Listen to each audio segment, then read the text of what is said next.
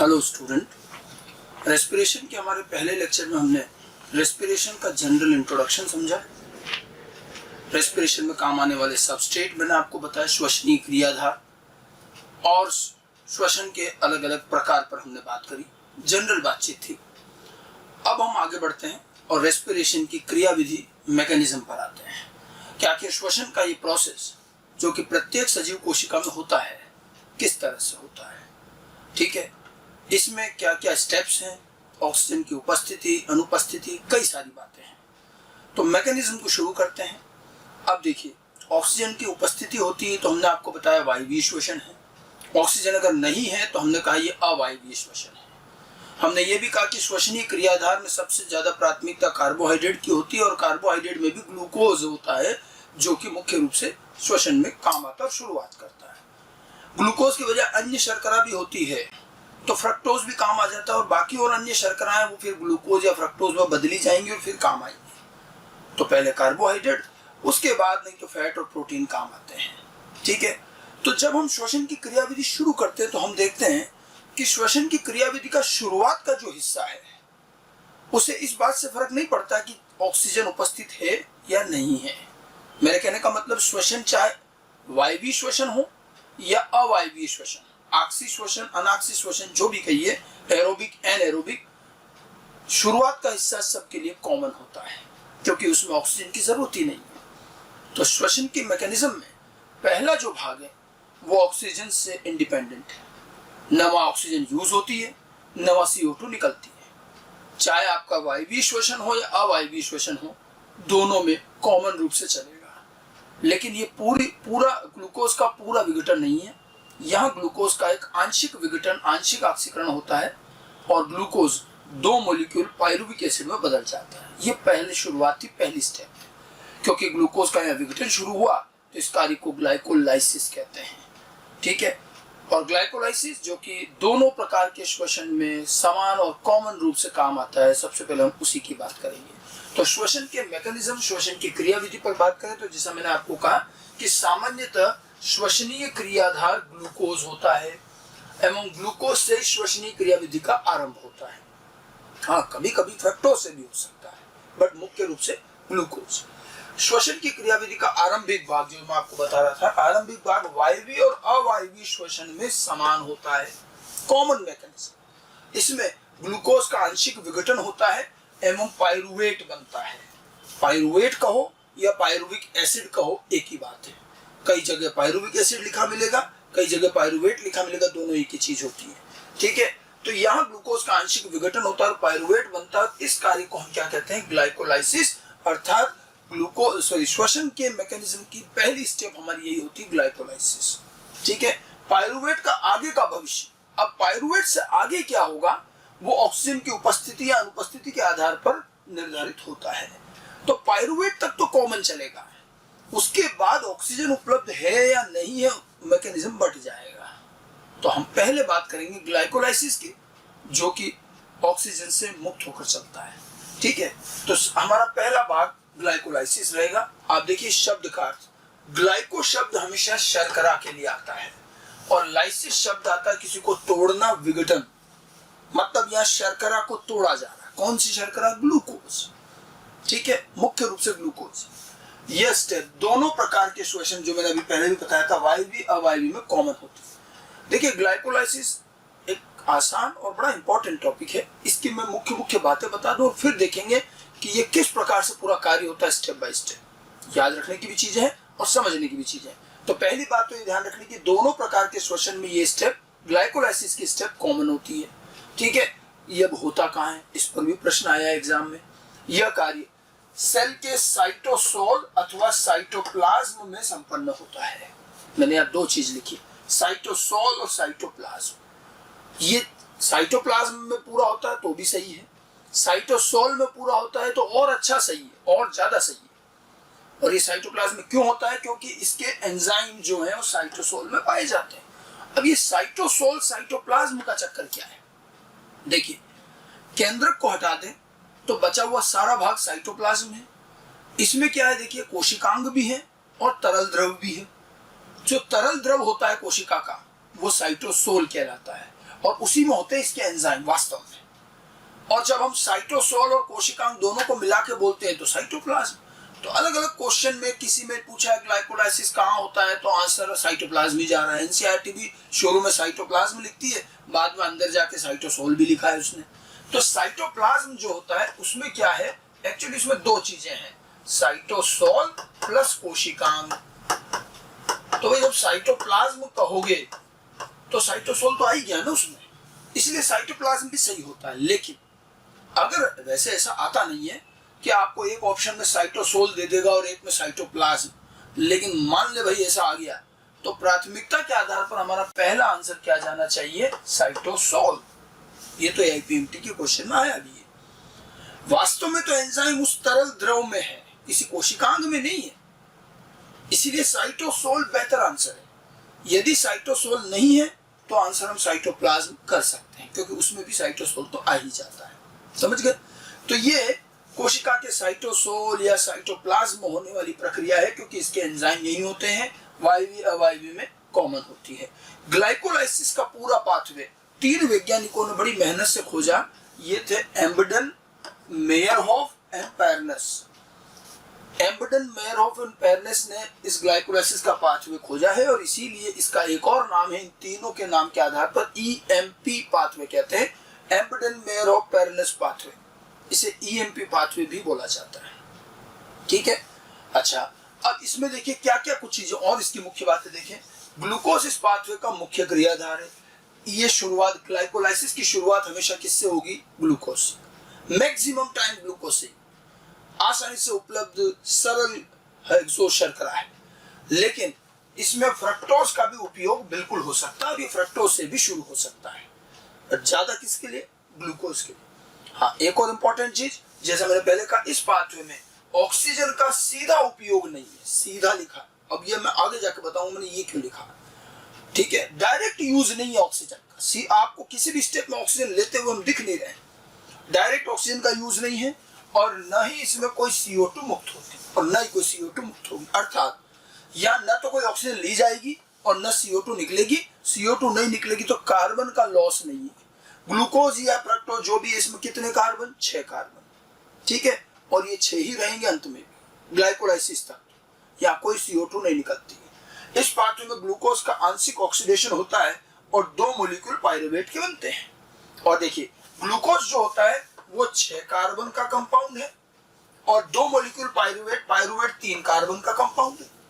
तो एक molecule glucose से, एक ग्लूकोज मॉलिक्यूल से 6 कार्बन के एक कंपाउंड से 3 कार्बन के 2 कंपाउंड बन जाते हैं। तो कार्बन डाइऑक्साइड नहीं निकली, कार्बन का लॉस नहीं है, न या ऑक्सीजन यूज होगी, न CO2 निकलेगी। ये कुछ जरूरी बातें हैं जो आप ध्यान रखें, और हर लाइन पर क्वेश्चन बनता है, ध्यान रखना। ठीक है, तो ये कुछ बेसिक बातें ध्यान रखनी है। जैसे देखिए, अगर मैं इसको फ्लो चार्ट में दिखाना चाहूं तो ग्लूकोज ग्लाइकोलाइसिस हुआ और 2 मॉलिक्यूल पाइरुवेट के बने। ये 6 कार्बन का कंपाउंड है और ये 3 कार्बन के 2 कंपाउंड बनेंगे। ठीक है, तो कार्बन का कोई लॉस नहीं, 3 कार्बन के 2 कंपाउंड। अब उसके बाद आगे परिस्थितियां ऑक्सीजन पर निर्भर करेगी। अगर ऑक्सीजन उपस्थित है तो वायवीय स्थिति है, पूर्ण ऑक्सीकरण हो जाएगा, CO2H2। इस पर हम बाद में बात करें। अगर ऑक्सीजन अनुपस्थित है तो अवायवीय परिस्थिति, ऐसे में लैक्टिक एसिड या अल्कोहल बनेगा। तो इस पर तो हम बाद में जाएंगे। लेकिन देखिए, चाहे वायवीय श्वसन हो चाहे अवायवीय हो, ऑक्सीजन हो चाहे नहीं हो, ये वाला पाथवे कॉमन है। यही कॉमन पाथवे हम ग्लाइकोलाइसिस कह रहे हैं, और यही हम पढ़ेंगे। पहले हम इसकी बात कर रहे हैं, ये कॉमन पाथवे रहता है। ठीक है, अब हमने तो कह दिया साहब ग्लूकोज से शुरू होता है, लेकिन आखिर यह क्या हमेशा ग्लूकोज के रूप में ही हमारा भोजन या जो शर्करा सब कुछ इसी में रहती है? ऐसा जरूरी नहीं। देखो, पौधों में आपको कई बार सुक्रोज मिलेगी। फ्लोएम में जो परिवहन होता है भोजन का, सुक्रोज के रूप में हो रहा है। कोशिका में भी कई बार ग्लूकोज की बजाय सुक्रोज मिल सकती है। अगर सुक्रोज है, फ्लोएम में भी सुक्रोज है, सुक्रोज के फॉर्म में आया, तो सुक्रोज क्या करेगा, इनवर्टेज एंजाइम, एनसीईआरटी भी लिखती है इस एंजाइम का नाम, ध्यान रखिएगा। सुक्रोज इनवर्टेज एंजाइम की मदद से ग्लूकोज और फ्रक्टोज में टूट जाएगा। सुक्रोज एक डाइसैकेराइड है, आप बायोमोलिक्यूल में पढ़ते हैं, और इसको इनवर्टेज एंजाइम से ग्लूकोज और फ्रक्टोज में तोड़ देंगे। अब ग्लूकोज ग्लाइकोलाइसिस में काम आ जाएगा, फ्रक्टोज भी ग्लाइकोलाइसिस में काम आए। तो यदि सुक्रोज है पौधे के पास या कोशिका के पास, तो वो उसे इन्वर्टेज एंजाइम से ग्लूकोज और फ्रक्टोज में तोड़ेगा, फिर इनको ग्लाइकोलाइसिस में काम मिलेगा, फ्रक्टोज से भी आ जाए। कई बार पौधे में स्टार्च होता है, संचित खाद्य। ये स्टार्च क्या है? भोजन संचय। पौधे में स्टार्च संचय होता है, और जब संचित खाद्य यूज करते हैं तो स्टार्च हम जानते हैं किसका बहुलक है? ग्लूकोज का। तो स्टार्च का भी विघटन होगा, पहले ग्लूकोज बनेगा और फिर ग्लूकोज ग्लाइकोलाइसिस में आ जाए। ठीक है, तो पौधे में सामान्य तौर पर या तो सुक्रोज उपलब्ध है या स्टार्च है, तो इन सब से ग्लूकोज बन के ऐसे ग्लाइकोलाइसिस में ये श्वसन में भाग लेना शुरू करेंगे। जंतुओं में क्या होगा? ग्लाइकोजन। जंतुओं में ग्लाइकोजन उसका संचित भोजन है जो कोशिकाओं में संचय रहता है। ग्लाइकोलाइसिस का भी पाचन होगा, ग्लूकोज में कन्वर्ट होगा और फिर वो ग्लाइकोलाइसिस में चला जाएगा। अगर स्टार्च, अब जंतुओं में स्टार्च जो है ये इसमें संचित भोजन नहीं है, ध्यान रखना। ये तो क्या है? संचित खाद्य। पौधे में कौन सा? स्टार्च, और जंतुओं में ग्लाइकोजन। और जंतुओं में स्टार्च कहां से आया? भोजन में। अब जो खाना खाया अपन ने, रोटी खाई, स्टार्च खाया, तो जो भोजन खा रहे हैं उसका भी पाचन होगा, ग्लूकोज बन जाएगा। तो आप देखिए विभिन्न प्रकार के स्रोत हैं, अल्टीमेटली सभी ग्लूकोज में बदल रहे, और ग्लूकोज किस में? ग्लाइकोलाइसिस में, यानी कि श्वसन में भाग लेता है। ठीक है, खाना खा रहे हैं, स्टार्च खा रहे हैं, पाचन होगा, ग्लूकोज बनेगा और वो ग्लाइकोलाइसिस शुरू करेगा। ठीक है, ग्लाइकोजन के रूप में संचित खाद्य पड़ा हुआ है, उसका भी पाचन होकर के ग्लूकोज बनेगा, फिर ग्लूकोज से ग्लाइकोलाइसिस शुरू होगा। पौधे में भी स्टार्च है और अगर वो उसका उपयोग कर रहा है तो उसको भी वो ग्लूकोज में विघटित होगा, और फिर सुक्रोज है तो वो इन्वर्टेज द्वारा ग्लूकोज और फ्रक्टोज में चेंज हो जाएगा। इस तरह से आप देखिए जो भी है कार्बोहाइड्रेट जिस भी रूप में है, अंततः वो ग्लूकोज और ग्लूकोज के रूप में से फिर वो ग्लाइकोलाइसिस में प्रवेश करता है। ये बात अच्छे से ध्यान रखिएगा, समझ गए? ठीक है, अब ग्लाइकोलाइसिस के प्रोसेस पर आते हैं। तो ग्लाइकोलाइसिस का प्रोसेस जो कि साइटोप्लाज्म में हो रहा है, एक के बाद एक होने वाली 10 स्टेप में होता है, 10 स्टेप की रिएक्शंस, 10 स्टेप प्रोसेस, 10 रिएक्शन होती है वन बाय वन। इनमें से कुछ इरिवर्सिबल है, कुछ रिवर्सिबल है। तो ग्लाइकोलाइसिस 10 स्टेप में होता है ये प्रक्रिया पूरी, और अंत में 2 पायरुवेट बन जाए। ग्लूकोज के एक मॉलिक्यूल से शुरू होगा, 10 स्टेप का प्रोसेस है, और लास्ट में जाकर के 2 पायरुवेट बन जाएंगे। ठीक है, कार्बन का कोई लॉस नहीं। हमें ये 200 स्टेप एनसीईआरटी में भी दी है, तो हमें पूरी ध्यान रखनी है और याद भी रखनी पड़ेगी। ठीक है, अच्छा, इन 10 स्टेप में लगभग आधा भाग, पहला आधा भाग सक्रियकरण में लगता है। वहां तो हम भाई सक्रिय कर रहे हैं उसको, ग्लूकोज को। ग्लाइकोलाइसिस का पहला आधा भाग एक्टिवेशन फेज कहलाता है, सक्रियकरण। और सक्रिय करने में तो ऊर्जा थोड़ी लगानी पड़ती है, तो इसमें तो एटीपी खर्च और होंगे हमारे। और बाद का आधा भाग जो है वो पे ऑफ फेज कहलाता है। यहां हमें एटीपी बन के मिले, अब ऊर्जा मिलना शुरू होगी।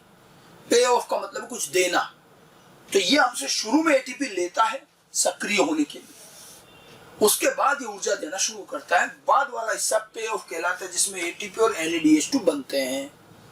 अब ये मैं आपको स्टेप्स में बताऊंगा और वहां हम और अच्छे से समझेंगे। तो ग्लाइकोलाइसिस की जनरल बातें पहले आपको समझ में आ जानी चाहिए। क्लियर? अब हम चलते हैं इनके 10 स्टेप के मैकेनिज्म पर। 2 बार पढ़ेंगे, फिर आपको अच्छे से 2 बार लिखनी है, याद करनी है। हर स्टेप में एंजाइम भी है, जो ज्यादा जरूरी है वो एंजाइम याद रखने हैं, कम जरूरी को न भी याद रखोगे तो चलेगा, लेकिन स्टेप्स कौन कौन से हो रही है सब पता होना चाहिए। इसके लिए अगर आपको केल्विन साइकिल का थोड़ा पुराना नॉलेज है तो और का फायदे में रहो। केल्विन साइकिल में भी एक ग्लाइकोलाइटिक रिवर्सल हुआ था, तो कुछ कुछ वहीं से मिलती जुलती चीजें भी होंगी। देखिए पहले तो हम जरा इसके पूरी स्टेप्स देखें। ये पूरा ग्लाइकोलाइसिस है। बोर्ड छोटा है इसलिए मैंने यहाँ के बाद यूं घुमा के यूं ले लिया। एनसीईआरटी में आपको सीधा ही दिखा रखा है, समझिए, उससे कोई फर्क नहीं पड़ रहा। अब आप देखिए एक एक करके 10 स्टेप को समझते जाते हैं पहले, उसके बाद इसके थ्योरेटिकल पॉइंट भी ले लेंगे जो काम की चीजें हैं। मेन पार्ट में पहले समझे, शुरुआत किससे हो रही है? ग्लूकोज से। ठीक है, ग्लूकोज का सक्रियकरण हुआ एक एंजाइम हेक्सोकाइनेज की उपस्थिति में। इसने एक एटीपी इस्तेमाल किया। देखिए अब एरो ध्यान देना, एटीपी लिखा यूं घूम के इसको टच करके वापस इधर आ रहा है, इसका मतलब एटीपी उपयोग हो रहा है और क्या बन रहा है? एडीपी। और ये ऊर्जा इधर काम आ रही है हेक्सोकाइनेज। यहाँ एक चीज ध्यान रखना, जिस स्टेप में एटीपी काम आ रहा है वो काइनेज स्टेप कहलाती है। एटीपी जहां यूज हो रहा है वो काइनेज एंजाइम होगा। वो ये हेक्सोकाइनेज है, हेक्सो शर्करा है, हेक्सोकाइनेज। ये एंजाइम सिर्फ ग्लूकोज के लिए नहीं है, अगर फ्रक्टोज भी होगा तो भी यही एंजाइम काम आएगा, क्योंकि 6 कार्बन की शर्करा के लिए। हेक्सोकाइनेज एंजाइम का एक्टिवेटर होता है मैग्नीशियम। तो जितने भी काइनेज एंजाइम है सबका एक्टिवेटर मैग्नीशियम होता है। जहां काइनेज एंजाइम देखोगे मैग्नीशियम जरूर लिख देना, ये मैग्नीशियम। और यहाँ ग्लूकोज के 6 कार्बन पर क्या हुआ, एक फास्फेट जुड़ गया एटीपी से इसमें, तो ये बन गया ग्लूकोज 6 फास्फेट। पी का मतलब फास्फेट। कार्बन संख्या 6 कार्बन से 6 कार्बन ही रहेगी। तो पहली स्टेप में हेक्सोकाइनेज एंजाइम एक एटीपी का उपयोग करके इसको सक्रिय करता है और ग्लूकोज 6 फास्फेट बनाता है। दूसरी स्टेप बहुत महत्वपूर्ण नहीं है, और दूसरी स्टेप में ग्लूकोज 6 फास्फेट केवल आइसोमराइज होता है फ्रक्टोज 6 फास्फेट में, इसलिए एंजाइम का नाम भी आइसोमरेज। ठीक है, glucose 6 phosphate fructose 6 phosphate isomer है, तो ये आइसोमराइज होकर के फ्रक्टोज 6 फास्फेट में कन्वर्ट होगा। अब अगर फ्रक्टोज से शुरू करते हो तो ये हेक्सोकाइनेज क्या करेगा, फ्रक्टोज से सीधा ही क्या बना देगा, फ्रक्टोज 6 फास्फेट। फिर ये स्टेप नहीं रहेगी उसमें, समझ गए। तो इस स्टेप का बड़ा महत्व नहीं है एंजाइम, ठीक है, ध्यान रखो, कोई बात नहीं, न भी रखो कोई बात नहीं। आइसोमराइजेशन हो रहा है, 6 कार्बन की शर्करा फ्रक्टोज 6 फास्फेट बन गई। यहां तक बात समझ में, बहुत आसान सी चीज है। अभी भी सक्रियकरण पूरा नहीं हुआ है, एक एटीपी और लगाया जाता है और फिर अच्छे से सक्रियकरण होगा। तो फ्रक्टोज 6 फास्फेट एक और एटीपी यूज करता है, ये दूसरा एटीपी यूज करा तो एंजाइम कौन सा, काइनेज। और फ्रक्टोज भी है, सबस्ट्रेट तो फ्रक्टोज है, तो एंजाइम का नाम क्या बना, फास्फोफ्रक्टोकाइनेज, या क्या था, हेक्सोकाइनेज। ये फास्फोफ्रक्टोकाइनेज है, शॉर्ट में लिखते हैं पीएफके। ये बड़ा इंपॉर्टेंट एंजाइम है। जहां जहां काइनेज काम आ रहा है सब इंपॉर्टेंट है, अभी बताऊंगा। और वही मैग्नीशियम यहाँ आएगा, ये एटीपी का इस्तेमाल करेगा। देखो 6 कार्बन पर तो फास्फेट लगा वही था, एक फास्फेट एटीपी का और ले लिया, अब 2 फास्फेट हो गए। तो फ्रक्टोज के पहले और 6 कार्बन पर 2 फास्फेट लग जाएंगे, फ्रक्टोज 1,6 बिस फास्फेट। बिस का मतलब है 2, तो फ्रक्टोज 6 फास्फेट से क्या बन गया, फ्रक्टोज 1,6 बिस फास्फेट। ठीक है, यहां तक 2 एटीपी खा चुके हैं, अब सक्रिय हो गई चीज। अब यहां पर काम आती इंपॉर्टेंट स्टेप, अगला एंजाइम आता है एल्डोलेज। एल्डोलेज एंजाइम याद करो केल्विन साइकिल में भी था, ये चीज तो केल्विन साइकिल में भी मिलेगी। केल्विन साइकिल में यूं चलती है और ग्लूकोज बना देते हैं।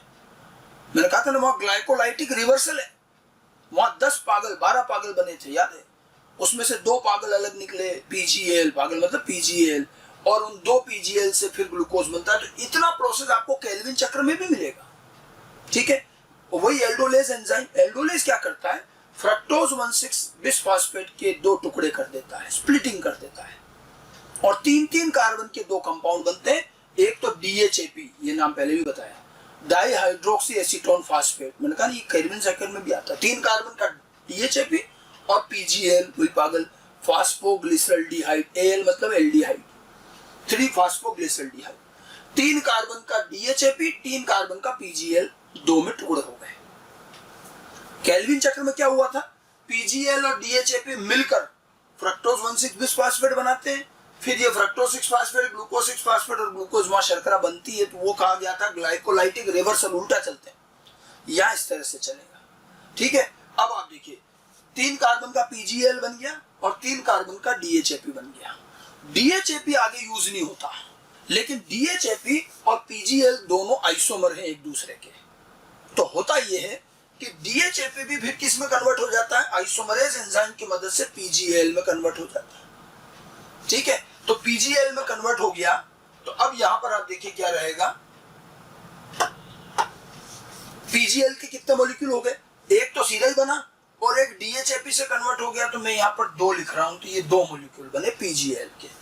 अभी यहां तक क्या था, एक ग्लूकोज 6 फास्फेट, एक फ्रक्टोज 6 फास्फेट, एक फ्रक्टोज 6 बिस फास्फेट। अब लेकिन 2 पीजीएल बने, ये भी वापस इसी में कन्वर्ट हो गया। अब यहां से आगे हमारा सारा काम ऐसा है जिससे हमें ऊर्जा मिलेगी, और ये बड़ी इंपॉर्टेंट है। पीजीएल का यहां पर ऑक्सीडेशन होता है। देखिए पीजीएल डिहाइड्रोजिनेशन करता है, मतलब हाइड्रोजन मुक्त करता है। हाइड्रोजन मुक्त करेगा तो खुद का क्या हुआ, ऑक्सीडेशन। पीजीएल का ऑक्सीडेशन होता है, हाइड्रोजन निकलता है और पीजीएल कन्वर्ट हो जाता है 1,3 बिस पीजीए। पीजीए क्या था, phosphoglyceric acid, PGA. Phosphoglyceric acid, ठीक है, 1,3-20 पीजीए में कन्वर्ट होता है। यहां इसने हाइड्रोजन मुक्त की, ऑक्सीडेशन हुआ, उन हाइड्रोजन को किसने ग्रहण कर लिया? Hydrogen acceptor. हाइड्रोजन एक्सेप्टर कौन है यहाँ? NAD। तो NAD इसको ग्रहण करके NADH2 बना देगा, अर्थात NAD का अपचयन हो गया, रिडक्शन हो गया, इसका ऑक्सीडेशन हो गया। यहाँ वाटर भी काम आया, और एक इनऑर्गेनिक, IP का मतलब क्या है? इनऑर्गेनिक फास्फेट, एक फास्फेट। तो यहाँ PGL के पास तो एक ही फास्फेट था ना, ठीक है, तो यहाँ क्या बन गया? अच्छा, 3 कार्बन का PGL है, 3 कार्बन का PGA बना, 2 मॉलिक्यूल थे, तो इसके भी कितने बनेंगे? 2 मॉलिक्यूल। और NAD भी कितना? 2 मॉलिक्यूल रहेगा, 2 NADH2, सब 2 हो जाएंगे, 2 वाटर काम आएंगे, 2 ही इनऑर्गेनिक फास्फेट काम आएंगे। तो 2 PGL 2 PGA बनाते हैं, 1,3-20 PGA, और 2 NADH2, 2 NAD NADH2 में कन्वर्ट होंगे, 2 वाटर काम आएंगे, 2 इनऑर्गेनिक फास्फेट, डिहाइड्रोजनेज एंजाइम, क्योंकि हाइड्रोजन मुक्त किए तो डिहाइड्रोजनेज, ठीक है, डिहाइड्रोजनेज एंजाइम की मदद से ये 1,3-20 PGA बनेगा, ठीक है। अब उसके बाद में 1,3-20 PGA का मतलब क्या हुआ? फास्फोग्लिसरिक एसिड, 3 कार्बन का कंपाउंड, और पहले और तीसरे कार्बन पर फास्फेट लगा हुआ है। अब यहाँ क्या होगा? इसका एक फास्फेट हटाया जाए, ट्रांसफास्फोराइलेज। इस एंजाइम को शॉर्ट में हम लिखते हैं TPR भी लिखते हैं, ट्रांसफास्फोराइलेज। ये एंजाइम इसके एक फास्फेट को हटाएगा, पहले कार्बन वाला जो फास्फेट है इसको हटाएगा, ठीक है। जैसे एक फास्फेट हटा तो 20 PGA था, तो PGA एक ही फास्फेट रह गया, तो 1,3-20 PGA किस में कन्वर्ट हो जाएगा? 3 PGA में, ठीक है, 3 PGA में। और यहाँ क्या हुआ? जो फास्फेट निकला, उस फास्फेट, अच्छे खासी ऊर्जा वाला फास्फेट था, ADP से क्या बन गया? ATP। अब तीर का निशान देखो, ADP से ATP बन रहा है, ठीक है। यहाँ उस फास्फेट से एक ADP से क्या बना दिया अपन ने? एक ATP। और हाँ, यहाँ 2 मॉलिक्यूल 20 PGA के थे, तो 2 मॉलिक्यूल बनेंगे 3 PGA के, ठीक है। और 2 मॉलिक्यूल बनेंगे, हर एक से एक फास्फेट निकलेगा, तो ATP भी कितने बनेंगे? 2। सब कुछ डबल करना है। यहां से आगे 2 बार चलेगा ये प्रोसेस, 2 बार घूमता है, तो 3 PGA के 2 मॉलिक्यूल बनेंगे। केल्विन साइकिल अगर आपको याद है, तो हमने वहां 3 PGA बनाया था, स्टेबल, पहला स्टेबल प्रोडक्ट, और यहीं से चलाकर यहां तक गए थे, यहां से चले थे अपन। ये ग्लाइकोलाइटिक रिवर्सल केल्विन चक्र में आता है, और ये यूं चलेंगे तो ये ग्लाइकोलाइसिस, समझ गए ना? थोड़ा कोरिलेट करोगे तो ज्यादा अच्छे से ध्यान रहेगा। अब 3 PGA में केवल एक रीअरेंजमेंट होता है, और इसके तीसरे कार्बन पर जो फास्फेट है, 3 PGA का मतलब क्या हुआ? 3rd कार्बन पर फास्फेट है, इसकी जगह इसको बदलकर 2 PGA में किया जाता है। म्यूटेज एंजाइम ये रीअरेंजमेंट करता है, छोटी सी, और इसको तो ये कोई बहुत इंपॉर्टेंट नहीं है, तुरंत 2 PGA बन जाता है। 2 PGA के भी 2 मॉलिक्यूल बनेंगे, ठीक है। अब होता है इसका डिहाइड्रेशन। 2 PGA में से एक वाटर मॉलिक्यूल निकलता है, इनोलेज एंजाइम क्या कर रहा है? डिहाइड्रेशन, जल मॉलिक्यूल निकलना डिहाइड्रेशन है, तो डिहाइड्रेशन होता है, और ये बन जाता है PEP। इनके सबके पूरे नाम आगे लिखे मिलेंगे अभी। PEP होता है फास्फोइनोल पाइरुवेट, क्या बन गया? PEP, फास्फोइनोल पाइरुवेट, ठीक है। और अंत में 2 मॉलिक्यूल PGA के थे, तो 2 मॉलिक्यूल बनेंगे PEP के, और अंतिम स्टेप में फास्फोइनोल पाइरुवेट अपना एक जो फास्फेट बचा हुआ उसको भी हटा देगा, ये काइनेज एंजाइम की मदद से होगा, पाइरुवेट काइनेज एंजाइम, और काइनेज है तो मैग्नीशियम चाहिएगा, और ये इसको पाइरुविक एसिड या पाइरुवेट में कन्वर्ट कर देगा, और वो भी 2 मॉलिक्यूल बनेंगे। और ये जो फास्फेट निकला, ये फास्फेट, दोनों मॉलिक्यूल के 2 फास्फेट 2 ADP को 2 ATP में कन्वर्ट कर देंगे। इस प्रकार से अंत में हमें 3 कार्बन के 2 कंपाउंड मिल गए। कहीं भी आप देखिए, न तो ऑक्सीजन यूज हुई है, न कहीं CO2 निकली है, तो कार्बन संख्या में कोई कमी नहीं है। 6 कार्बन का एक कंपाउंड 3 कार्बन के 2 कंपाउंड में बदल गया, अंत में 2 पाइरुवेट बने। मैंने एक बार ये प्रोसेस पूरा चला के बताया। अब सबसे पहली चीज जो नहीं करनी है, वो क्या नहीं करना है? डरना घबराना नहीं है। और बाप रे, ये क्या चीज बना दी सर, आराम से याद हो जाता है, 2 बार लिखोगे याद हो जाता है, ऐसी कोई बात नहीं है, ठीक है ना। मतलब बहुत बेसिक चीज है। अब NCERT ने भी पूरा दिया है, अपने को याद है ना, उसमें उन्होंने बस एंजाइम जो है वो मेन ही दिए, तो अपन, मैं आपको वही कह रहा हूँ कि एंजाइम आपको मेन ही ध्यान रखने हैं। एंजाइम जो आपको मुख्य ध्यान रखने हैं, वो कौन कौन से एंजाइम ध्यान रखने हैं? तो एक तो ये हेक्सोकाइनेज ध्यान रखना, एक ये फास्फो फ्रक्टोकाइनेज PF के एक ये एल्डोलेज एंजाइम और इसके अलावा ये वाला काइनेज एंजाइम। 3-4 enzyme important. मैं अगर एक बार फिर से चलाता हूं, देखो एक बार फिर से अपन याद करते हैं। ग्लूकोज 6 कार्बन का एक मॉलिक्यूल एक एटीपी का इस्तेमाल करता है और हेक्सोकाइनेज की मदद से सक्रिय होता है, ग्लूकोज 6 फास्फेट में कन्वर्ट होता है। फिर ग्लूकोज 6 फास्फेट अपने आइसोमर में कन्वर्ट होता है फ्रक्टोज 6 फास्फेट में आइसोमरेज एंजाइम की मदद से। फ्रक्टोज 6 फास्फेट एक और एटीपी लेकर के और सक्रिय होता है और फ्रक्टोज 1,6 बिस फास्फेट बन जाता है। यह एंजाइम काम आता है फास्फोफ्रक्टोकाइनेज। ठीक है, अब ये फ्रक्टोज 1,6 बिस फास्फेट एल्डोलेज एंजाइम की मदद से 2 छोटे मॉलिक्यूल में टूट जाता है। 3 कार्बन का डाइहाइड्रोक्सी एसीटोन फास्फेट और 3 कार्बन का फास्फोग्लिसरल्डिहाइड पीजीएल। डाइहाइड्रोक्सी एसीटोन फास्फेट भी बाद में पीजीएल में ही कन्वर्ट हो जाता है। ये इसी का आइसोमर है तो ये आइसोमराइज हो जाता है और इसीलिए हमारे पास कुल मिलाकर 2 पीजीएल मिलते हैं।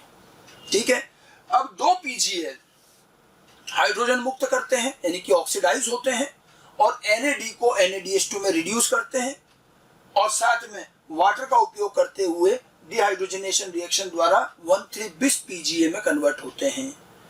ठीक है, 2 मॉलिक्यूल 1,3 बिस पीजीए के बनते हैं और 1,3 बिस पीजीए में TPR ट्रांसफास्फोराइलेज एंजाइम का एक फास्फेट हटा देता है और ये 3 पीजीए में कन्वर्ट होता है और ये फास्फेट ADP से ATP बनाने में काम आ जाता है। तो क्योंकि 2 मॉलिक्यूल थे तो 2 मॉलिक्यूल ATP के बन जाएंगे। फिर 3 पीजीए का थोड़ा सा रीअरेंजमेंट होता है म्यूटेज एंजाइम से और वो 2 पीजीए में बदलता है। थर्ड कार्बन की जगह फास्फेट किस पे आ गया? सेकंड पे। पहले कहा था फर्स्ट और थर्ड पे था, 3 कार्बन का ही तो कंपाउंड है और पहले और तीसरे कार्बन पर फास्फेट। अब फर्स्ट वाला हट गया, केवल तीसरे का बचा, तो अब ये इम्बैलेंस हो रहा था, इस तीसरे को उठा के दूसरे पे लगा दिया तो 2 पीजीए बन गया। ठीक है, म्यूटेज एंजाइम की हेल्प से। और 2 पीजीए डिहाइड्रेशन रिएक्शन करता है इनुलेज एंजाइम की मदद से, एक वाटर मॉलिक्यूल निकलता है और फास्फोइनोल पाइरुवेट के 2 मॉलिक्यूल बन जाते हैं। अंत में फास्फोइनोल पाइरुवेट के 2 मॉलिक्यूल अपना एक जो फास्फेट है वो भी मुक्त करते हैं और पाइरुवेट में कन्वर्ट हो जाते हैं। 2 मॉलिक्यूल पीईपी के 2 मॉलिक्यूल फास्फेट पाइरुवेट बन जाते हैं और ये दोनों फास्फेट भी 2 एटीपी को 2 एडीपी से 2 एटीपी बनाने में काम आ जाते हैं। तो इस तरह से बाद वाली इस स्टेप में आप देखो आपको क्या दिख रहा है, सारा का सारा फास्फेट ATP NADPH2 बनते हुए दिख रहे हैं। ठीक है, तो ये जो शुरू का भाग है ये सक्रियकरण एक्टिवेशन वाला भाग और ये जो बाद का भाग है ये सारा क्या है, ये हमें यहाँ वापस ऊर्जा मिल भी रही है। ठीक है, इसमें आप और ध्यान से देखिए, जहां जहां काइनेज एंजाइम है वहां मैग्नीशियम एक्टिवेटर लिखा है। एक और चीज देखिए, ये मैंने लिखा है SLP, ध्यान दो, मैं आगे बताऊंगा इसका पूरा नाम। सबस्ट्रेट लेवल फास्फोराइलेशन, क्या कहते हैं? Substrate level phosphorylation, SLP। आप याद करो, फोटोसिंथेसिस से मैं कहता आ रहा हूं कि जब ATP बनता है, ADP में फास्फेट जोड़ के ATP बनाते हैं, ऊर्जा की जरूरत होती है और फास्फेट जोड़ के ATP बना रहे हैं तो उसको फास्फोराइलेशन कहते हैं। वहां पर लाइट एनर्जी की ऊर्जा से बनाया था इसलिए फोटोफास्फोराइलेशन था। यहां क्या हो रहा है, यहां पर, और देखो वहां तो प्रोटॉन ग्रेडियंट भी काम आता है, याद है, केमियोस्मोसिस। या कुछ नहीं है, एक सबस्ट्रेट का फास्फेट निकाला और ये प्रोडक्ट बना और उसी के फास्फेट से बना दिया, बिना किसी प्रोटॉन ग्रेडियंट के, बिना किसी प्रोटॉन ग्रेडियंट के डायरेक्ट फास्फेट इस पे जोड़ दिया और डायरेक्ट ATP बना दिया। तो ये डायरेक्ट ATP निर्माण होता है सबस्ट्रेट के फास्फेट से, इसलिए इसको क्या बोलते हैं? Substrate level phosphorylation. आगे सब लिखा हुआ मिलेगा, आप लिख लेना इसको। ठीक है, और ये जो, और यहां भी वही हुआ है। तो दोनों जगह पर जो ये सारी ATP बने हैं ये किस माध्यम से बने हैं? सबस्ट्रेट लेवल फास्फोराइलेशन से बने हैं। ठीक है, आप इन सारी स्टेप्स में तीर का निशान ध्यान से देख लीजिएगा। पहली स्टेप, फिर आप चाहो तो स्टेप की नंबरिंग कर लें, ज्यादा बेहतर है, ताकि आपको क्या और किसी तरह का कोई कंफ्यूजन न रहे। ठीक है, तो ये हमारी क्या हो गई? पहली स्टेप। फिर ये क्या हो गई? दूसरी स्टेप। ये हो गई तीसरी स्टेप। ये हो गई चौथी स्टेप। इसका इसमें बदलना, ये 5वीं स्टेप। ये हो गई 6ठी स्टेप। फिर ये 7वीं, ये 8वीं स्टेप, ये 9वीं स्टेप और ये 10वीं स्टेप। समझ गए? बिल्कुल 10 स्टेप है। देखो, पहली स्टेप में तीर का निशान एक तरफ है, दूसरी में दोनों तरफ है, तीसरी में फिर एक तरफ है, बाकी सारे दोनों तरफ है, दोनों तरफ है, लास्ट में 10वीं में। पहली, तीसरी और 10वीं, जहां ये काइनेज एंजाइम काम आ रहे, देख लो जो तीनों स्टेप, ये बड़ी इंपॉर्टेंट है और ये तीनों इरिवर्सिबल है, एक ही दिशा में चल, ठीक है। बाकी सारी स्टेप्स क्या है, रिवर्सिबल है। आगे बात समझ में। और यहां तक का जो हिस्सा था ये तो हमारा क्या हुआ, एक्टिवेशन फेज।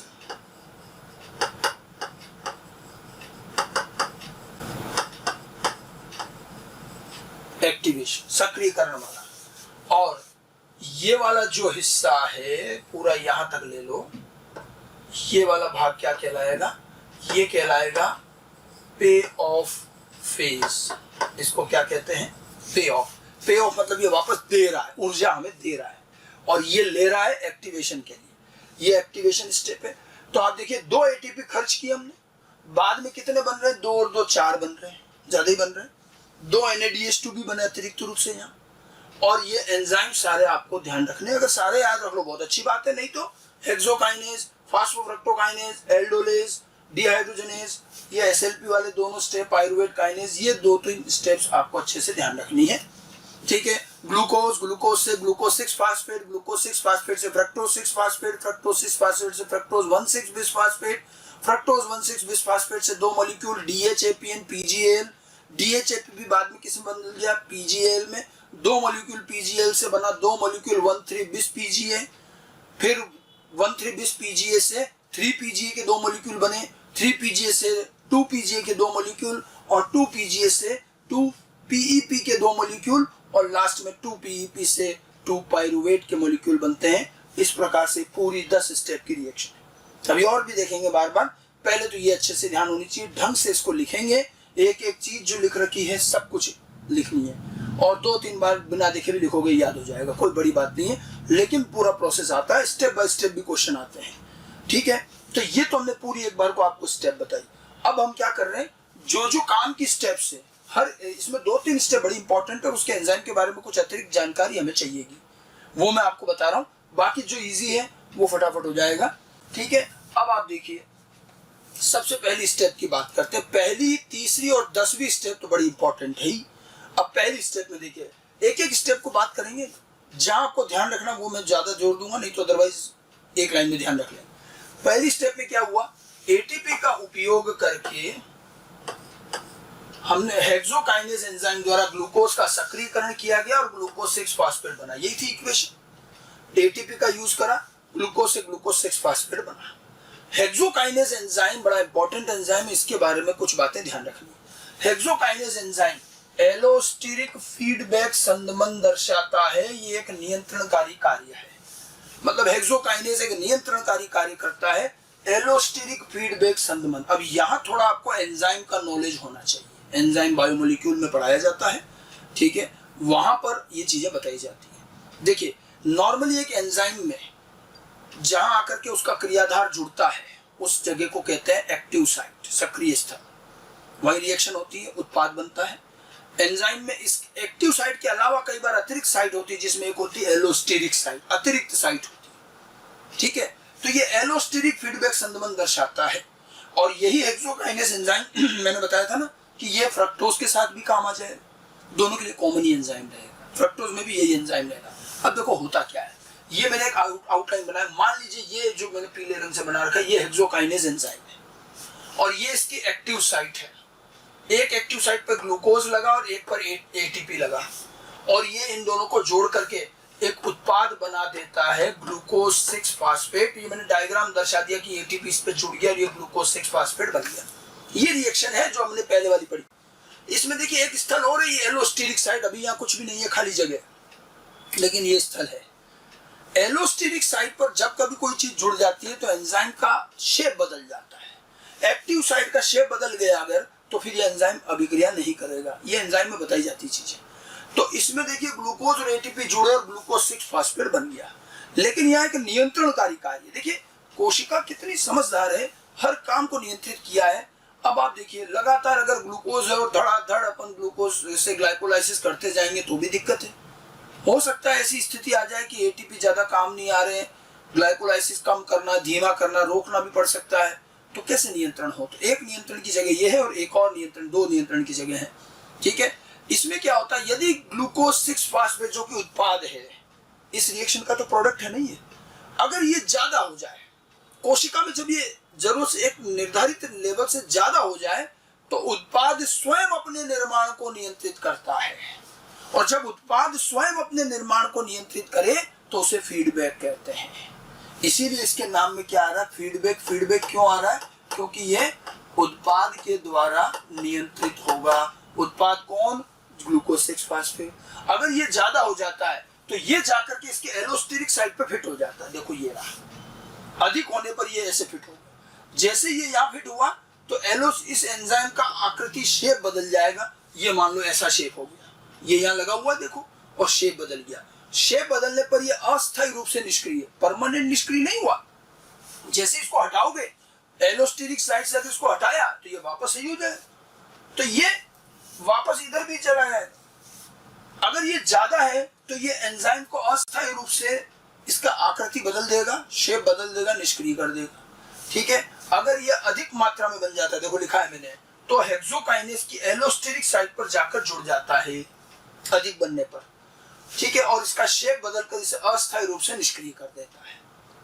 तो हेक्सोकाइनेज ग्लूकोज 6 फास्फेट उत्पाद है और ये अपने ही एंजाइम के कार्य को नियंत्रित कर रहा है। अगर ये ज्यादा मात्रा में बनता है तो ये इसकी एलोस्टेरिक स्थल पर जुड़ करके इसका शेप बदल करके इसको अस्थायी रूप से निष्क्रिय कर देता है। तो एलोस्टेरिक साइट पे जुड़ रहा है इसलिए एलोस्टेरिक शब्द आया, उत्पाद द्वारा नियंत्रण है इसलिए फीडबैक शब्द आया, और संदमन तो हो ही रहा है। तो इसे हम क्या कहेंगे, एक नियंत्रणकारी कार्य है एलोस्टेरिक फीडबैक इनहिबिशन। अच्छे लेवल के क्वेश्चन में ये पूछा जाता है। तो हेक्सोकाइनेज एलोस्टेरिक फीडबैक भी दर्शाता है, और जब ये ग्लूकोज 6 फास्फेट ज्यादा हो जाता है तो ये अस्थायी रूप से ये इसको रोक देता है। ये आपको हेक्सोकाइनेज के बारे में एक्स्ट्रा चीज थोड़ी सी ध्यान रखना।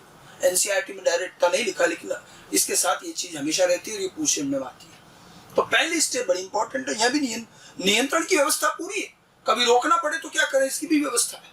तो ये चीज समझ में आ जानी चाहिए पहले पूरी। तो फर्स्ट स्टेप में क्या हुआ, ग्लूकोज से ग्लूकोज 6 फास्फेट बना, एटीपी का उपयोग हुआ हेक्सोकाइनेज एंजाइम, और हेक्सोकाइनेज एंजाइम में एलोस्टेरिक फीडबैक संदमन कैसे होता है ये भी मैंने आपको बता दिया। ठीक है, अब आगे बढ़ते हैं दूसरी स्टेप में। सेकेंड स्टेप में कोई बड़ा काम नहीं है इसलिए मैं ज्यादा डिटेल नहीं लूंगा। ग्लूकोज 6 फास्फेट आइसोमरेज एंजाइम द्वारा फ्रक्टोज 6 फास्फेट में आइसोमराइज हो जाता है। बस ग्लूकोज 6 फास्फेट से आइसोमराइजेशन होकर के फ्रक्टोज 6 फास्फेट बन जाता है एंजाइम आइसोमरेज, और इसमें ज्यादा कुछ बड़े इंपॉर्टेंट चीज नहीं, इतना से ध्यान रखना है। फिर तीसरी स्टेप बड़ी इंपॉर्टेंट है। तीसरी स्टेप में क्या हुआ था, फ्रक्टोज 6 फास्फेट से फ्रक्टोज 1,6 बिस फास्फेट बना, एक एटीपी और यूज हुआ, एक और सक्रियकरण हुआ है। ठीक है, थर्ड स्टेप में एंजाइम कौन सा काम आया, पीएफके, कई बार तो इसी नाम से आ जाता है, फास्फोफ्रक्टोकाइनेज। पहला वाला क्या था, हेक्सोकाइनेज। फास्फोफ्रक्टोकाइनेज एंजाइम की उपस्थिति में पुनः एटीपी का उपयोग होता है जो फ्रक्टोज 6 फास्फेट का सक्रियकरण करके फ्रक्टोज 1,6 बिस फास्फेट बना देता है। यही हुआ था तीसरी स्टेप में। ठीक है भाई, अगर याद नहीं रहा हो तो अभी तो देख ही लो, ये पहली स्टेप, दूसरी स्टेप, तीसरी स्टेप में फ्रक्टोज 6 से 1,6 बिस फास्फेट। हम एक एक स्टेप की बात कर रहे हैं अलग से इंडिविजुअली। ठीक है, तो तीसरी स्टेप के अंदर ये काम हुआ। अब यहाँ जैसे हेक्सोकाइनेज एंजाइम के साथ कुछ खास बातें पीएफके के साथ में भी है, और एम्स लेवल के अच्छे क्वेश्चन में भी ये पूछे गए हैं और वैसे भी आ जाते हैं। ठीक है, अब पीएफके एंजाइम की खास बात क्या है, अब ध्यान से सुनना। पीएफके एंजाइम उच्च एटीपी सांद्रता पर एलोस्टेरिक संदमन दर्शाता है। हेक्सोकाइनेज से कुछ मिलता जुलता काम हुआ। एलोस्टेरिक शब्द यहां भी आया, फीडबैक शब्द नहीं आया, संदमन तो फिर भी आया, फीडबैक गायब हो गया। और पीएफके एंजाइम कोशिका में जब एटीपी की सांद्रता बढ़ जाए तो यह नियंत्रण करता है। हेक्सोकाइनेज ग्लूकोज 6 फास्फेट की मात्रा बढ़ने पर रोकता है। ये एटीपी की मात्रा ज्यादा, भाई अल्टीमेटली हम श्वसन से एटीपी तो बना रहे हैं, और मान लो कोशिका के पास वैसे एटीपी और ज्यादा उपयोग हो नहीं रहा है तो फिर कोशिका इसका निर्माण रोकेगी, कम करेगी। तो ये उच्च एटीपी सांद्रता पर संदमन दर्शाएगा, एलोस्टेरिक संदमन। मतलब यहाँ भी एलोस्टेरिक साइट पर जाकर जुड़ रहा है। यहाँ क्या होता है देखो, जब सेल में एटीपी कम या सामान्य मात्रा में, आमतौर पर एटीपी कम या ठीक ठाक है, तो इसका मतलब, या दूसरे अवस्था में दूसरे शब्दों में कहते तो एडीपी ज्यादा है। एटीपी कम होंगे तो एडीपी ज्यादा होंगे। अगर एडीपी ज्यादा हो रहे हैं, एटीपी कम है या सामान्य भी है, तो एटीपी PFK के एक्टिव साइट पर जुड़ेगा और फ्रक्टोज 1,6 बिस्फॉस्फेट बनाएगा, यानी कि ग्लाइकोलाइसिस को चलाएगा, तभी तो और एटीपी बनेंगे। अगर एटीपी कम है तो कम एटीपी होने पर एटीपी PFK के कहां जाके जुड़ेंगे? एक्टिव साइट पर। कम मात्रा होने पर या ठीक ठाक मात्रा होने पर भी एक्टिव साइट पर जुड़ेगा और फ्रक्टोज 1,6 बिस्फॉस्फेट बनाएगा और ग्लाइकोलाइसिस को आगे बढ़ाएगा, जो हमने पढ़ा। लेकिन अगर एटीपी अधिक हो जाए, ज्यादा एटीपी होने पर एटीपी एंजाइम की एलोस्टेरिक साइट पर जाकर जुड़ जाता है और एलोस्टेरिक साइट पर जुड़ते ही शेप चेंज, अस्थायी रूप से वो निष्क्रिय हो जाता है। एलोस्टेरिक साइट पर जुड़ जाता है और PFK को संदमित कर देता है। यह है नियंत्रण कि अगर एटीपी ज्यादा है तो भाई बनाने की जरूरत नहीं, रोक दो, तो स्वयं एटीपी ही जो है यहां रोक रहे। हालांकि इस रिएक्शन का ये उत्पाद नहीं है एटीपी तो काम आ रहा था, तो अब वही बात है, एटीपी काम भी आ रहा है और एटीपी से नियंत्रण ये थोड़ा अलग प्रकार का है। ठीक ठाक मात्रा या कम मात्रा है तो एटीपी एक्टिव साइट पर लगेगा और फ्रक्टोज 1,6 बिस्फॉस्फेट बन जाएगा। ज्यादा एटीपी होने पर कुछ एटीपी जाकर इसके एलोस्टेरिक साइट पर भी लग जाएंगे और एटीपी जब एलोस्टेरिक साइट पे लगेंगे तो एंजाइम का शेप चेंज हो जाता है। लेकिन एलोस्टेरिक साइट पे तभी लगते हैं जब एटीपी ज्यादा होते हैं। तो एलोस्टेरिक साइट पे लगा और संदमन हुआ तो एलोस्टेरिक संदमन कहेंगे, लेकिन यह उत्पाद नहीं है। फ्रक्टोज 6 फास्फेट से फ्रक्टोज 1,6 बिस्फॉस्फेट बना तो उत्पाद तो फ्रक्टोज 1,6 बिस्फॉस्फेट हुआ ना, यह उत्पाद द्वारा नियंत्रण नहीं है, इसलिए फीडबैक नहीं बोलते इसको। ठीक है, अब बात आती है कि साहब हेक्सोकाइनेस भी नियंत्रण कर रहा है, PFK भी नियंत्रण कर रहा है, तो किसका नियंत्रण ज्यादा इंपॉर्टेंट है, किसका माने, क्या करें? देखो, नियंत्रण दोनों अलग अलग तरीके से हो रहे हैं, लेकिन अगर तुलना की जाए तो ज्यादा महत्वपूर्ण नियंत्रण है PFK का, क्योंकि ये ATP के आधार पे चल रहा है और हमारा पूरे श्वसन का अंतिम उत्पाद हम ATP तो बनाएंगे, इसलिए ये ज्यादा इंपॉर्टेंट। अगर दोनों की तुलना की जाए तो PFK एंजाइम ग्लाइकोलाइसिस का मुख्य नियंत्रणकारी एंजाइम है, याद रखना। हेक्सोकाइनेस भी नहीं, PFK। और PFK को इसीलिए एक बड़ा अच्छा नाम दिया जाता है, PFK को ग्लाइकोलाइसिस का पेस मेकर एंजाइम कहते हैं, पेस मेकर। और ये ग्लाइकोलाइसिस की स्पीड, उसकी दर को नियंत्रित करता है, ग्लाइकोलाइसिस की दर को नियंत्रित करता है। रेट डिटरमाइनिंग स्टेप है कौन सी? तीसरी स्टेप। पहली और तीसरी बहुत इंपॉर्टेंट है, अच्छी तरह से ध्यान रखना। PFK enzyme pacemaker enzyme, इस पर क्वेश्चन आ चुका है। कौन सा एंजाइम पेस मेकर एंजाइम है? PFK, पूरा नाम फास्फोफ्रक्टोकाइनेस। यही मुख्य नियंत्रणकारी एंजाइम है। ग्लाइकोलाइसिस की तीसरी स्टेप से ये पूरा नियंत्रण होता है। ATP ज्यादा होने पर ये रोक दिया जाएगा और जब ATP कम होंगे तो वापस चालू हो जाता है। आगे बात समझ में? तो पहला हेक्सोकाइनेस का नियंत्रण अलग तरीके का, वो है एलोस्टेरिक फीडबैक नियंत्रण, और ये है एलोस्टेरिक नियंत्रण। दोनों में थोड़ा फर्क है और ये ATP की उच्च सांद्रता से चलेगा। तो दोनों चीजें अच्छे से ध्यान रखनी। ये दो अतिरिक्त बातें हैं जो हमें ग्लाइकोलाइसिस के साथ हमेशा ध्यान रखनी है। पूरा नॉलेज होगा तभी चीजें अच्छे से समझ पाएंगे। ठीक है, उसके बाद आगे की स्टेप्स में एक दो चीजें इंपॉर्टेंट है। फिर उसके बाद चौथी स्टेप आई। चौथी स्टेप में कोई बड़ी बात नहीं थी, स्प्लिटिंग हुआ है। फ्रक्टोज 1,6 बिस्फॉस्फेट एल्डोलेज एंजाइम द्वारा 2 मॉलिक्यूल में टूट जाता है। 3 कार्बन का DHAP, पूरा नाम यहाँ मैंने लिख रखा है, डाईहाइड्रोक्सी एसीटोन फास्फेट, पूरे नाम भी ध्यान रखना, और फास्फोग्लिसरल्डिहाइड PGL में टूट जाता है। तो ये भी 3 कार्बन का कंपाउंड है और ये भी 3 कार्बन का कंपाउंड है। कोई कार्बन का लॉस नहीं है, 2 मॉलिक्यूल बन गए। पांचवी स्टेप में क्या हुआ? DHAP आइसोमरेज एंजाइम द्वारा PGL में बदल जाता है और इस प्रकार से PGL के 2 मॉलिक्यूल बन जाते हैं। अब यहाँ से डबल चलेगी चीजें। एक तो डायरेक्ट PGL ही बना और एक DHAP बना था, DHAP भी आइसोमराइज होकर PGL बन गया। मैंने बताया था अभी, वही चीज है। इन दोनों में कोई बहुत बड़ी बात नहीं है, केवल एक लाइन में हमने जो हुआ है वो लिख दिया। अब आपके कितने मॉलिक्यूल आ गए? 2 मॉलिक्यूल PGL के आ गए। छठी स्टेप में क्या हुआ? छठी स्टेप के अंदर भी कई सारे काम हुए। PGL के 2 मॉलिक्यूल डिहाइड्रोजिनेशन अभिक्रिया करते हैं। डिहाइड्रोजिनेशन का मतलब क्या? वो हाइड्रोजन निकाले। डी लगाया मतलब हटाए। अब जब हाइड्रोजन निकाल रहा है तो उसको या तो डिहाइड्रोजनेशन बोलो, और हाइड्रोजन का लॉस होना ऑक्सीडेशन भी है। तो डिहाइड्रोजनेशन अथवा ऑक्सीडेशन होता है। एक तो काम ये हो रहा है ऑक्सीडेशन, साथ में यहाँ 2 फास्फेट भी जोड़े जाएंगे। ठीक है, तथा यहाँ IP क्या है? इनऑर्गेनिक फास्फेट, जो किससे लिया जाता है? H3PO4 का PO4 ले लेते हैं। तो फास्फेट जोड़ा, 2 काम हो रहा है। एक तो PGL का ऑक्सीडेशन हो रहा है और इनऑर्गेनिक फास्फेट का एडिशन हो रहा है। और इससे 1,3-bis फास्फोग्लिसरेट बन गया। ग्लिसरेट भी बोल सकते हो, ग्लिसरिक एसिड भी बोल सकते हो। 1,3-bis PGA। PGA का मतलब क्या है? Phosphoglyceric acid. एसिड भी बोल सकते हैं या ग्लिसरेट भी बोल सकते हैं, एक ही बात है, जैसे पायरुवेट, पायरुविक एसिड। तो 1,3-bis फास्फोग्लिसरिक एसिड बन गया, 1,3-bis PGA बन गया। और इसके भी दो मॉलिक्यूल बनेंगे। जब दो ही चल रहा है, दो मॉलिक्यूल PGL के, डिहाइड्रोजनेशन यानी ऑक्सीडेशन एवं एडिशन ऑफ इनऑर्गेनिक फास्फेट, इससे दो मॉलिक्यूल 1,3-bis PGA के बनेंगे। यह कार्य डिहाइड्रोजनेज एंजाइम द्वारा किया जा रहा है और यहाँ साथ में दो मॉलिक्यूल NADH2 के बनते हैं। जो ये हाइड्रोजन मुक्त हुए, ये किसने ग्रहण किए? NAD ने। तो NAD का अपचयन हो गया और PGL का ऑक्सीडेशन हो गया। ठीक है, यहाँ पर थोड़ा सा NCERT ने एक चीज और लिखी जो अपन समझ लें इसको। PGL के ऑक्सीडेशन में NAD इलेक्ट्रॉन व प्रोटॉन एक्सेप्टर, इलेक्ट्रॉन और H+, यूं सीधा सीधा कहे तो हाइड्रोजन एक्सेप्टर। तो यहाँ हाइड्रोजन जो मुक्त हुए, PGL ने जो हाइड्रोजन निकाले वो किसने ग्रहण किए? NAD ने किए। तो NAD क्या करता है? दो इलेक्ट्रॉन और दो H+ लेकर के NADH+H, वास्तव में देखो ऐसे लिखते हैं हम लोग, शॉर्ट में ऐसे लिख देते हैं NADH2। ये मैंने आपको फोटोसिंथेसिस में बताया था, वहां NADPH2 होता है। NADH2 भी सही है और ज्यादा सही, लेकिन ये है लिखना, लेकिन हम लोग जल्दी में यही लिखते हैं NADH2। तो इस तरह से दो इलेक्ट्रॉन दो प्रोटॉन लेकर के ये NADH2 बनता है।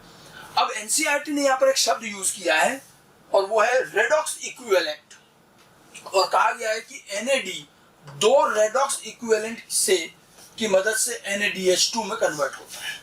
तो ये एक इलेक्ट्रॉन और एक प्रोटॉन, ये एक रेडॉक्स इक्विवेलेंट है। क्यों? क्योंकि ये क्या कर रहे हैं? PGL का तो ऑक्सीडेशन और NAD का रिडक्शन, तो दोनों मिलाकर रेडॉक्स बोला गया। और ये दो इलेक्ट्रॉन दो H+, इसलिए टू रेडॉक्स इक्विवेलेंट कहते हैं इसको। बात वही है, थोड़ा सा शब्दों का फेर है। टू रेडॉक्स इक्विवेलेंट जो कि NCERT में लिखा है, उसका मतलब यही है कि दो इलेक्ट्रॉन और दो H+ लेकर के NADH2 बनता है। और क्योंकि यहाँ दो मॉलिक्यूल PGL के थे, तो ये भी अल्टीमेटली तो दो मॉलिक्यूल बनेंगे। तो इस स्टेप में हमें दो NADH2 मिलते हैं। ठीक है, यहाँ क्या क्या काम हुआ? ऑक्सीडेशन हुआ किसका? PGL का, और इनऑर्गेनिक फास्फेट का एडिशन भी हुआ। ठीक है, और इस तरह से यहाँ NADH2 बने। ये हुई छठी स्टेप हमारी। फिर आते हैं सातवीं स्टेप पर। सातवीं स्टेप पर क्या था? ट्रांसफॉस्फोराइलेज। अब देख लीजिए, एक बार फिर से दिखा देते हैं भैया आपको। ये देखिए, छठी स्टेप ये थी, 6 नंबर। ये सातवीं स्टेप, ट्रांसफॉस्फोराइलेज एंजाइम 1,3-bis PGA को किस में कन्वर्ट करेगा? 3-PGA में, एक फास्फेट मुक्त करेगा और ATP बनेगा। ये भी बड़ी अच्छी और बड़ी इंपॉर्टेंट स्टेप है। ठीक है, तो यहाँ पर आप देखिए, ये रही सातवीं स्टेप। एंजाइम ट्रांसफॉस्फोराइलेज, इसको TPR भी कहते हैं, द्वारा दो मॉलिक्यूल 1,3-bis PGA के दो मॉलिक्यूल 3-PGA के बनते हैं। ठीक है, दो मॉलिक्यूल PGA 3-PGA के बन जाएंगे और यहाँ मुक्त हुए फास्फेट का उपयोग ADP से ATP बनाने में हो जाएगा। यहाँ जो फास्फेट मुक्त होंगे वो डायरेक्ट ATP बना देगा। कोई प्रोटॉन ग्रेडियंट नहीं है, कोई ऐसा नहीं हुआ कि H+ इकट्ठे हुए और फिर वो जैसे F0 F0 पार्टिकल से निकलेंगे और वहां केमियोस्मोसिस से ATP बनेगा, ऐसा कुछ नहीं है। डायरेक्ट सबस्ट्रेट से प्रोडक्ट बन रहा है और उस दौरान जो फास्फेट निकले वही लेकर के ATP बना लिए। ठीक है, बिना किसी प्रोटॉन ग्रेडियंट के सीधे ATP का निर्माण होना सबस्ट्रेट लेवल फास्फोराइलेशन SLP कहलाता है। और क्योंकि दो मॉलिक्यूल चल रहे हैं तो यहाँ दो मॉलिक्यूल ATP के बनेंगे। सातवीं स्टेप में दो मॉलिक्यूल ATP के बने SLP द्वारा। ये पूछा जाता रहता है, ध्यान रखना, SLP द्वारा दो मॉलिक्यूल बने। ओके, सिंपल सी बात है। इसके बाद आगे चलते हैं। आठवीं स्टेप में कोई बड़ा काम नहीं है। 3-PGA म्यूटेज एंजाइम द्वारा 2-PGA में कन्वर्ट हो जाएंगे। दो मॉलिक्यूल 3-PGA के दो मॉलिक्यूल 2-PGA में, केवल फास्फेट का रीअरेंजमेंट हुआ है। उसके बाद 9वीं स्टेप में इनोलेज एंजाइम एक डिहाइड्रेशन रिएक्शन करता है, यानी कि वाटर निकाल देता है और 2-PGA के दो मॉलिक्यूल PEP, पूरा नाम मैंने लिख रखा है, फास्फोइनोल पायरुवेट के दो मॉलिक्यूल बना देता है। यहाँ कोई ATP निर्माण नहीं है, वाटर निकलेगा और वाटर निकल करके क्या हो गया?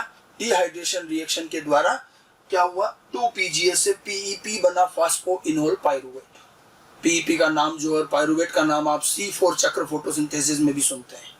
और आखिरी 10वीं स्टेप, ये एक और इंपॉर्टेंट स्टेप, इसमें क्या हुआ? PEP के दो मॉलिक्यूल पायरुवेट काइनेज एंजाइम, ये एक और काइनेज एंजाइम द्वारा दो मॉलिक्यूल पायरुविक एसिड के या पायरुवेट के बना देगा। यहाँ जो ये फॉस्फेट है ये भी फॉस्फेट एडीपी डायरेक्ट ले लेगा और सबस्ट्रेट लेवल फास्फोराइलेशन से एटीपी बना देगा। 10वीं स्टेप और 7वीं स्टेप, 7वीं और 10वीं दोनों स्टेप एसएलपी है और दो दो करके 4 एटीपी बना देते हैं। 6ठी स्टेप जो है वहां डिहाइड्रोजनेशन है, जो हाइड्रोजन मुक्त हो रहा है उससे 2 NADH2 बन रहे हैं। यहाँ तो हमें काम की चीजें मिल रही हैं। तो इस तरह से मैंने आपको पूरी 10 स्टेप के एक के बारे में थ्योरी भी लिख दी है। आप ये भी नोट कर लो, पूरा एक फ्लो चार्ट भी ध्यान रखें। और मैंने आपको बताया था क्या रहा, ग्लाइकोलाइसिस की 10 स्टेप में से पहली, तीसरी और 10वीं ये स्टेप जो कि काइनेज एंजाइम वाली है, तीनों स्टेप ये इरिवर्सिबल है, दोनों दिशाओं में नहीं चलती, एक तरफ ही चलती। इसके अलावा बाकी 7 स्टेप सारी रिवर्सिबल है। 3 स्टेप इरिवर्सिबल है, पहली, तीसरी और 10वीं, ये याद रखना, ठीक है। तो ये पूरा ग्लाइकोलाइसिस का पार्ट हो गया, ठीक है। मतलब ये जो हमने यहाँ पढ़ा, इस स्टेप को अच्छे से ध्यान रखना। ये भाग एक्टिवेशन है, ये भाग पे ऑफ फेज कहलाता है। ये एनर्जी कंज्यूम कर रहा है, ये एनर्जी दे रहा है। और सारी स्टेप की मैंने नंबरिंग कर दी है, कार्बन की संख्या लिखी है, मॉलिक्यूल की संख्या लिखी है, एंजाइम भी लिखे हैं, सारी चीजें सही ढंग से। तो प्रॉपर वे में पूरा सिस्टम से इसको ध्यान रखना। और उसके बाद मैंने एक स्टेप के बारे में भी आपको क्लियरली बता दिया है। अब अगर मैं निष्कर्ष पे आता हूँ कि भाई हमें ग्लाइकोलाइसिस पर क्या उत्पाद मिले, तो प्रोडक्ट की अगर मैं बात करूं तो क्या क्या चीजें हमें मिली, हम वो लिखते हैं। तो हमें पायरुवेट के 2 मॉलिक्यूल मिले, ठीक बात है। और एसएलपी द्वारा कुल 4 एटीपी का निर्माण हुआ, 2 + 2 करके। कौन कौन से स्टेप, 7वीं और 10वीं स्टेप में। और 2 मॉलिक्यूल NADH2 के मिले 6ठी स्टेप में, ठीक है। ये ध्यान रखना है। अंतिम उत्पाद तो ये हो गया, ये जो है 7th व 10th स्टेप में एसएलपी द्वारा। और ये जो है ये 6ठी स्टेप में हमें NADH2 मिलते हैं। अब आप देखिए NADH2, अगर अब मैंने क्या कहा, पायरुविक एसिड तक तो ना कोई ऑक्सीजन काम आ रही है, ना CO2 निकलियर, ये कॉमन पाथवे वायवीय अवायवीय।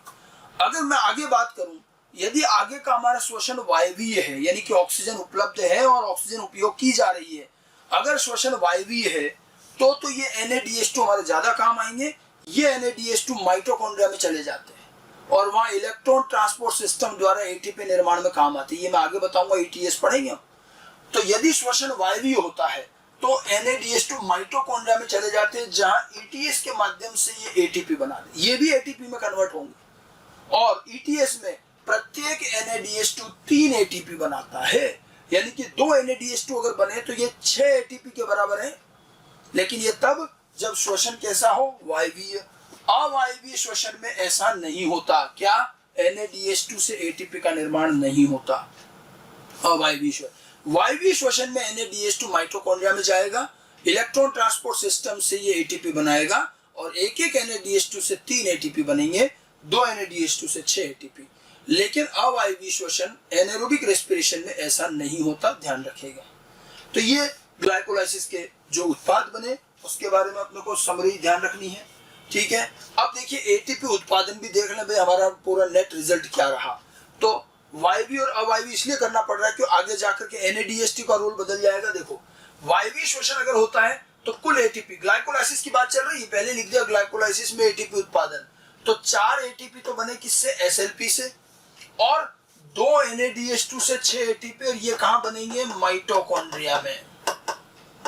माइटोकॉन्ड्रिया में ये 2 NADH2 से 6 एटीपी और 4 ये, तो कितने बन गए, 10 एटीपी। 4 तो डायरेक्ट बन रहे और 2 ये ETS के माध्यम से 6 बनेंगे 2 NADH2 के, तो 10 एटीपी।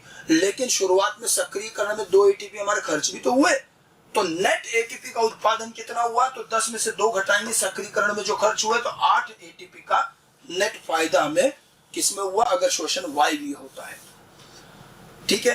हालांकि ग्लाइकोलाइसिस तो दोनों में कॉमन है, लेकिन ये NADH2 का माइटोकॉन्ड्रिया में जाने से हमारे एटीपी यहां बढ़ जाते हैं, इसलिए वायवीय श्वसन ज्यादा ऊर्जा दे रहा है। हाँ, अवायवीय श्वसन में कुल एटीपी निर्माण 4 ही रहेगा, ये 6 वाला नहीं होगा। और नेट उत्पादन में तो 4 में से 2 तो यहाँ भी खर्च तो हुए ना, तो 2 ही एटीपी का नेट उत्पादन है, यहाँ 2 एटीपी का, और यहाँ हमें 8 एटीपी का मिल रहा है। और NADH2 से एटीपी यहाँ पर नहीं बनते हैं, ये बात ध्यान रखना। इस NADH2 का क्या होगा ये अपन जब अवायवीय श्वसन पढ़ेंगे तब बताएंगे। लेकिन ये एटीपी का कैलकुलेशन आना चाहिए, 8 एटीपी यहाँ किस प्रकार से लाए और यहाँ 2 एटीपी कैसे लाए। ठीक है, तो ये एटीपी का उत्पादन। कुल मिलाकर ग्लाइकोलाइसिस में एक ग्लूकोज 2 पायरुविक एसिड में टूट गया और इस दौरान ये कुछ एटीपी का निर्माण भी हो गया। 10 स्टेप लंबी ये प्रक्रिया थी जो साइटोप्लाज्म में संपन्न हुई, जहां ना कोई ऑक्सीजन काम आई ना कोई CO2 का लॉस हुआ।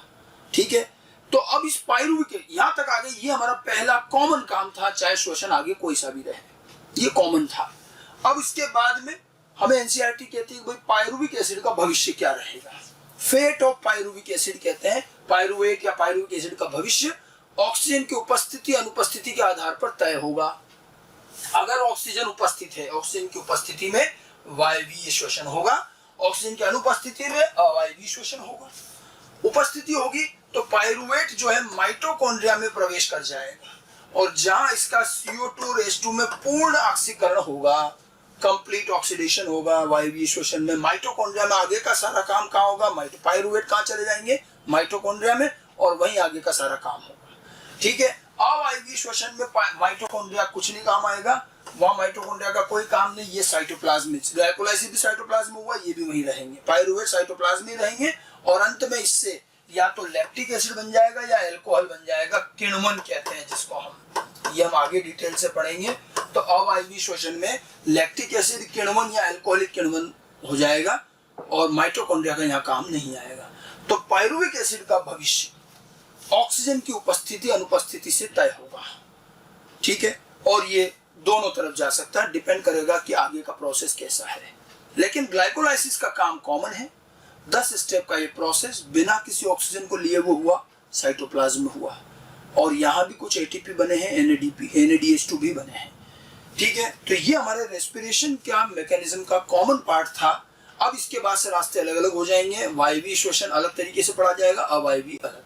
ठीक है, एनसीईआरटी में अगर मैं आपको दिखाऊं, आप जरा इस चीज को, जो मैंने ये चीज पढ़ाई है, एक एक स्टेप अच्छे से मैंने समझी है, इसको लिखिए 2 बार, लेक्चर सुनिए, एक एक स्टेप के बारे में समझिए, तो आपको कहीं कोई दिक्कत नहीं आएगी, लेकिन इसको याद तो करना होगा। अब देखिए, श्वसन का चैप्टर अगर मैं आपको एनसीईआरटी में दिखाऊं तो देखिए, ये एनसीईआरटी में शुरुआत से ये देखिए पौधक में श्वसन, ये चैप्टर जो है शुरू में इंट्रोडक्शन दिया, श्वसन क्या होता है क्या नहीं है, प्रकाश संश्लेषण से इसका संबंध, अलग अलग प्रकार के जीवों में जो भोजन खाया जा रहा है उससे कैसे ऊर्जा बने की जनरल बातें लिखी है। ठीक है, पौधे सांस लेते हैं नहीं लेते हैं, श्वसनी क्रियाधार के बारे में बताया, कार्बोहाइड्रेट वगैरह, ये सब कुछ आप आराम से पढ़ लीजिए, मैं लाइन टू लाइन नहीं पढ़ा रहा हूँ। ठीक है, अब मैंने लिखा था क्या पौधे सांस लेते हैं, मैंने कहा था एनसीईआरटी में दिया है, तो ये दे रखा है, इसमें ये बता रहे हैं कि भाई पौधे के जो विभिन्न भाग जो हैं वो बहुत ज़्यादा अंदर गहराई में नहीं होते हैं और स्टोमेटा वगैरह से इनका काम चल जाता है। ठीक है, और उसके बाद में अब ये तो पूरा जनरल बातें हो गई। इसके बाद ग्लाइकोलाइसिस का ये मैकेनिज्म शुरू होता है और ये देखिए पूरी 10 स्टेप यहाँ भी बना रखी है इन्होंने सारी, बस इन्होंने इसमें एंजाइम नहीं लिखे हैं। ठीक है, थोड़ा सा आधा अधूरा तो रहता ही, एनसीईआरटी की आदत है, पूरी बात नहीं बताते तो एंजाइम, लेकिन ये जब आप इसकी थ्योरी पढ़ोगे तो इसके अंदर एंजाइम के नाम भी आ रहे हैं, मॉलिक्यूल, एटीपी, सब कुछ, काफी चीजें दी इन्होंने। तो आप थ्योरी भी पढ़ते जाएं और मैंने जो आपको पढ़ाया वो पूरा समझने के बाद इसको पढ़िए। ये पूरा ग्लाइकोलाइसिस का डिस्क्रिप्शन है, ये यहाँ तक पूरा। ठीक है, अंत में देखो, पायरुविक अम्ल ग्लाइकोलाइसिस का मुख्य उत्पाद है। पायरुवेट का उपापचय भविष्य क्या है, मैंने कहा ना भविष्य पायरुवेट का वही चीज है। अब ये कोशिका पर निर्भर करेगा और यहाँ पर किण्वन भी हो सकता है, ऑक्सीजन हुआ तो एरोबिक रेस्पिरेशन, वही पायरुविक एसिड का भविष्य लास्ट में वो यही बता रहे हैं। तो ये पूरा पेज नंबर 229 230 पर आपको ग्लाइकोलाइसिस मिलेगा। तो पहले आप पूरा अच्छे से अपना तैयार करें नोट्स और उसको ढंग से अच्छे से पढ़ें, 2 बार अच्छे से बिना देखे लिखें। एंजाइम्स वगैरह के कार्य, हेक्सोकाइनेज और पीएफ के, इन दोनों एंजाइम का जो मैंने कार्य बताया वो आपको अतिरिक्त रूप से ध्यान रखना, वो एनसीईआरटी में नहीं है लेकिन वो काम आता है, पूछा जाता है। ठीक है, बाकी तो हर स्टेप में कहाँ क्या हो रहा है यही चीजें ध्यान रखनी है। किस किस स्टेप में एटीपी खर्च हो रहे हैं, किस किस में एटीपी बन रहे हैं, NADH2 कहाँ बन रहा है, कहाँ क्या सारी चीजें हो रही है वो ध्यान रखना है। कैलकुलेशन आनी चाहिए कितने एटीपी बने क्या है, ये सब अभी लास्ट में वापस काम आएंगी जब अपन टोटल कैलकुलेशन करेंगे। और उसके बाद फिर आप एनसीईआरटी की रीडिंग लगा लो, तो एनसीईआरटी से भी आप पूरी तरह से इसको समझ सकते हैं। ठीक है, तो ये हमारे मैकेनिज्म का पहला भाग हुआ, ग्लाइकोलाइसिस। Thank you.